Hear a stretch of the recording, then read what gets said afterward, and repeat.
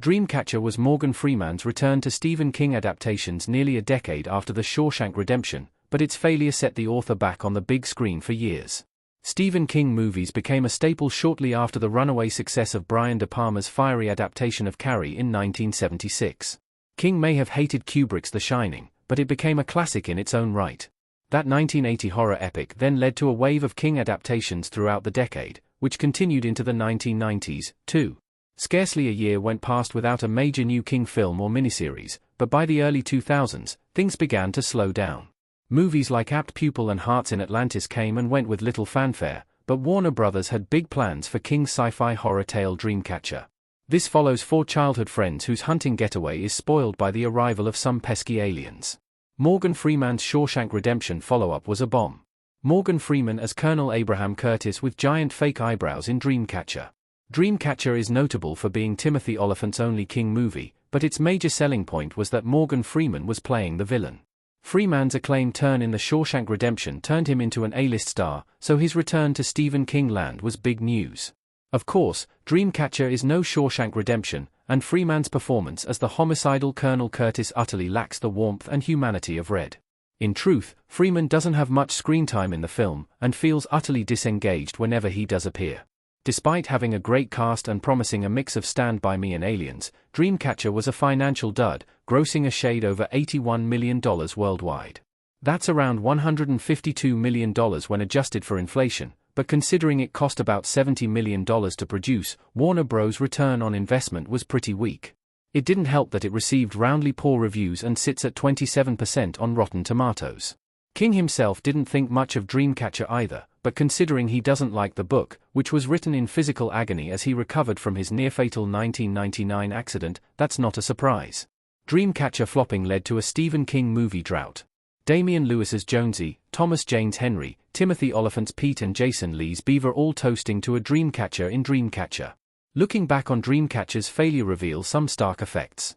Lawrence Kasdan's career, The Big Chill, never quite recovered, and he has only helmed one film since. There was a notable lack of King movies in the aftermath of Dreamcatcher 2, especially compared to the years before 2003. The next King adaptation was Secret Window, and while this Johnny Depp thriller was a reasonable success, it was actually shot before Dreamcatcher hit screens.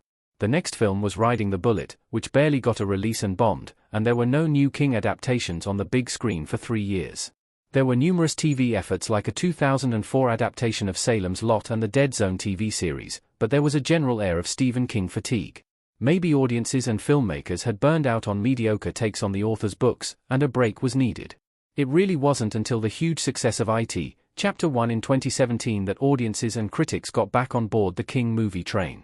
In the aftermath, there were multiple adaptations, including Dr. Sleep, Pet Sematary, The Boogeyman, and many more. In 2025 alone, there will be takes on the authors The Running Man and The Long Walk. Morgan Freeman said, "What the F*** was that?" after reading Dreamcatcher's script. Morgan Freeman and Tom Sizemore talking in a control room in Dreamcatcher. Thomas Jane is the unofficial lead of Dreamcatcher, with his troubled therapist character being the one who has to save the day. During an episode of the KingCast podcast, Jane opened up about the time he, Freeman and the cast read the screenplay from beginning to end.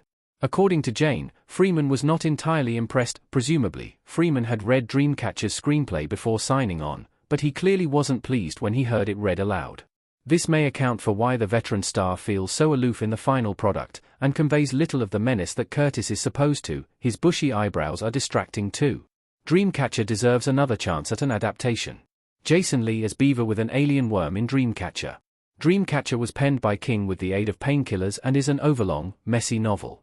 The movie inherited much of the same faults, jumping from intimate drama to gross-out body horror to scenes of military choppers blasting aliens with little sense of pace or tone. For the issues of both the source material and the film, there is a good adaptation to be made from Dreamcatcher. Like every King novel, it's littered with creative concepts and terrifying scenes. A highlight of the 2003 film is the bathroom scene, where one of the protagonists is trapped in a bathroom with an alien snake. Dreamcatcher's bathroom set piece is funny, disgusting and scary at the same time, and the relationships between the four friends in the story are genuinely moving.